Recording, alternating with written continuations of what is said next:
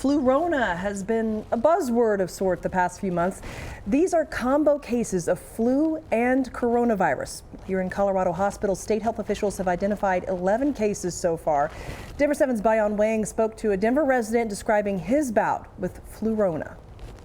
I developed this cough and I was like, something is very weird, like it doesn't feel like a normal sore throat. Jamie Grayson was in New York at the time and he immediately saw a doctor. She tested me for flu and COVID. 2 days later, I got a voicemail. Just calling to let you know the test result came back for flu and for COVID. Pop culture has dubbed the co-infection as FLURONA.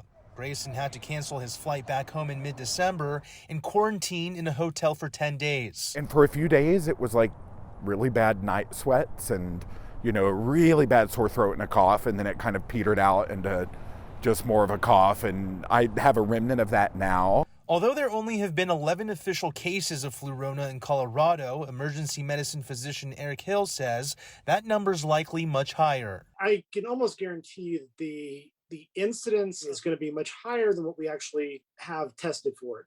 And the reason is that we don't typically test for influenza. The symptoms can vary amid the fast-spreading Omicron variant. Omicron variant, we think, seems to involve more of the upper airway system, whereas influenza can kind of hit your lower respiratory tract. So potentially you could hit both of them at the same time, and that could make you sicker. Thankfully for Grayson, there were no additional complications, and he made a full recovery in less than 2 weeks. I didn't feel like any doubled up symptoms or anything wild, and I just drank a lot of water and watched Food Network. Bayon Wang, Denver 7.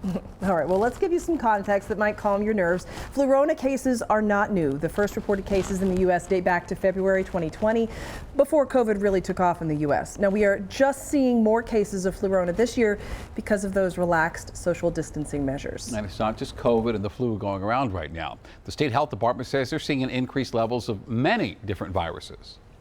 But at this point, we certainly do have both viruses and the RSV virus circulating at high levels in the state. So lots of challenges out there right now to our immune systems other than just the COVID-19 SARS-CoV-2 virus. We have RSV and influenza and other respiratory viruses out there challenging us as well. And she says it would be wise to keep your mask handy, keep wearing it, especially if you start to feel under the weather.